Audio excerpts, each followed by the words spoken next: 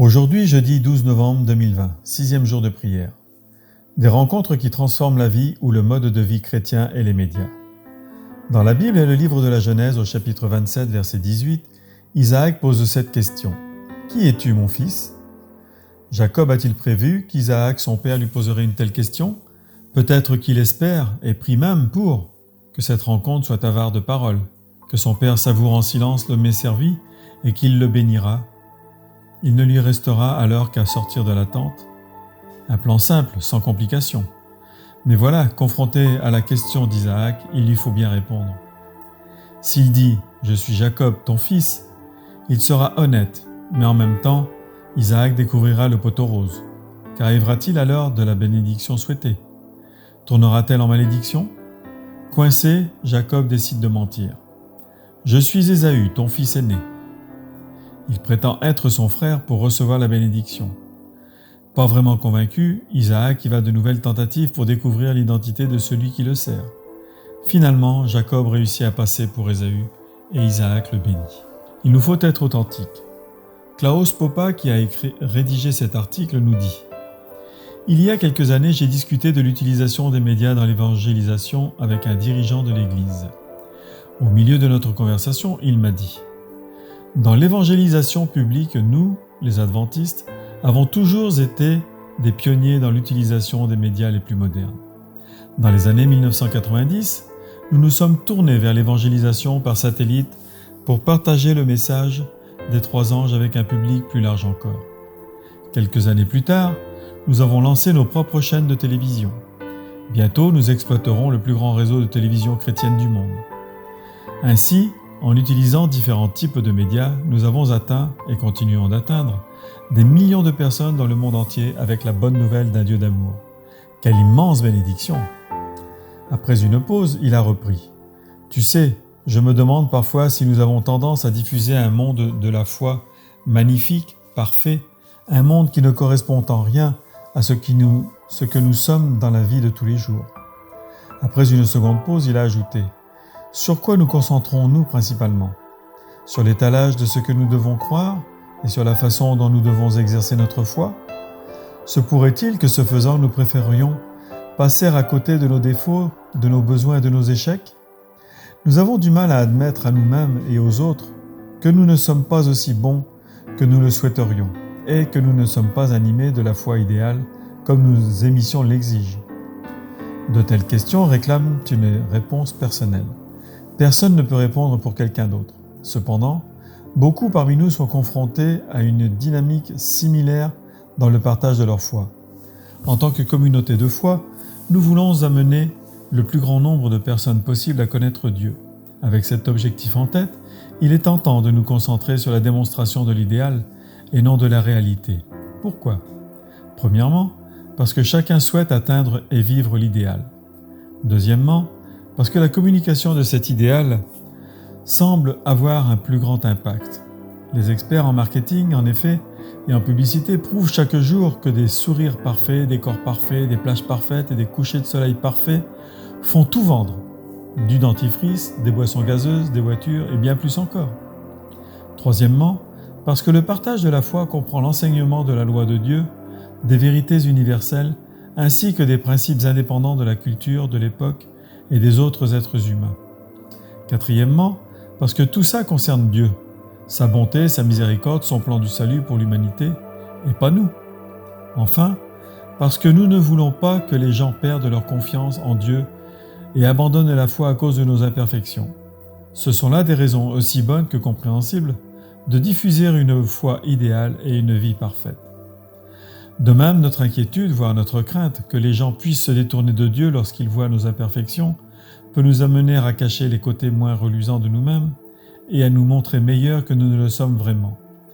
Le partage de la foi devient davantage une question d'apparence que d'état et de caractère, davantage une question de perception que de partage honnête et de vraies rencontres.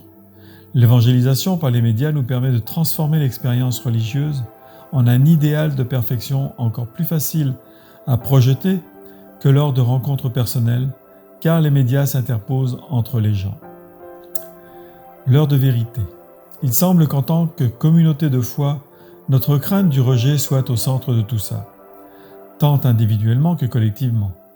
Par conséquent, se focaliser sur la perfection de Dieu, sur la loi et les vérités universelles de Dieu, ainsi que sur les croyances et les principes, peut constituer une distraction commode ou même une excuse pour ne pas affronter, accepter et partager nos propres imperfections. Le but du partage de la foi est de convaincre les autres que Dieu est bon, bienveillant et miséricordieux. En lui, nous trouvons acceptation, pardon et vie. Alors que Jacob chemine vers l'Orient, Dieu se révèle à lui comme sauveur et le bénit. Pas à cause de ce que Jacob est, mais en dépit de ce qu'il est. Jacob désire la bénédiction mais ne la mérite pas. Il la reçoit à cause de qui est Dieu. Genèse 28, versets 10 à 12, Jacob partit de Beer-Shéba et s'en alla à Charan. Il arriva dans un lieu où il passa la nuit, car le soleil était couché. Il y prit une pierre dont il fit son chevet, et il se coucha dans ce lieu-là. Il eut un songe, et voici, une échelle était appuyée sur la terre et son sommet touchait au ciel. Et voici, les anges de Dieu montaient et descendaient par cette échelle. Dans l'univers des médias sociaux, au cœur d'un bombardement constant de paroles, images et clips, des milliards de personnes dans le monde entier se retrouvent tiraillées entre leur moi authentique et leur moi médiatisé. Nous vivons dans les terres sacro-saintes du selfie soigneusement construit, bien agencé et bien décoré. Pourtant, la question fondamentale « Qui suis-je » est pour beaucoup d'entre nous une question existentielle urgente. Une question à laquelle nous devons répondre. La somme de ce que nous sommes et de ce que nous partageons avec le monde entier sur les différentes plateformes de médias sociaux reflète-t-elle en fin de compte un moi faux, irréel, peaufiné et exagéré ? Ou bien permettons-nous aux gens d'avoir une vision plus précise et plus réaliste des personnes que nous sommes ? 20 ans plus tard, Jacob décide de rentrer chez lui. Dévoré par la crainte et l'angoisse, il se prépare à rencontrer son frère Ésaü. Au cours de la nuit, un corps à corps inattendu s'engage entre lui et un individu qui n'est pas un être humain. Au plus fort de la lutte, Jacob s'écrie, en Genèse chapitre 32, verset 26, « Je ne te laisserai point aller que tu ne m'aies béni. » Tant d'années se sont écoulées et cependant, il n'a toujours pas l'assurance de cette bénédiction. Au verset 27, l'étranger répond, « Quel est ton nom ?» Jacob est surpris, pour ne pas dire bouleversé, d'être confronté par son adversaire à la question même que son père lui avait posée 20 ans auparavant. Jacob se fera-t-il de nouveau passer pour un autre afin de recevoir la bénédiction? Ou sera-t-il honnête cette fois, peu importe les conséquences? Au verset 29, il répond « Jacob ». Il a finalement le courage d'être lui-même. Jacob, celui qui agrippe le talon, celui qui triche. La foi est toujours personnelle, relationnelle et exprimée dans notre vie. La foi englobe tout notre être.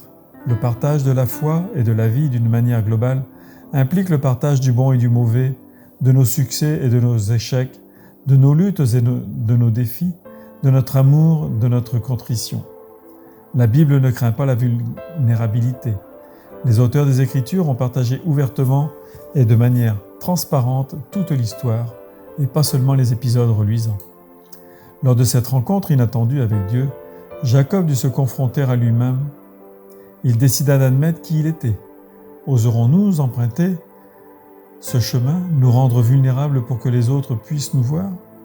L'amour, la bonté et la grâce de Dieu ont créé un espace sûr et rédempteur pour Jacob. Dieu est fidèle. Cet espace, il nous l'offre à nous aussi.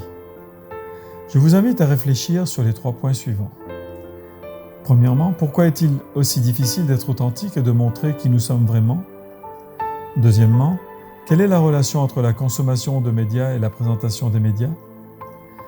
Enfin, troisièmement, comment pouvons-nous aider la prochaine génération d'adventistes à entretenir une relation saine avec les médias? Je vous souhaite une bonne étude et une bonne réflexion. Que Dieu vous bénisse. Amen.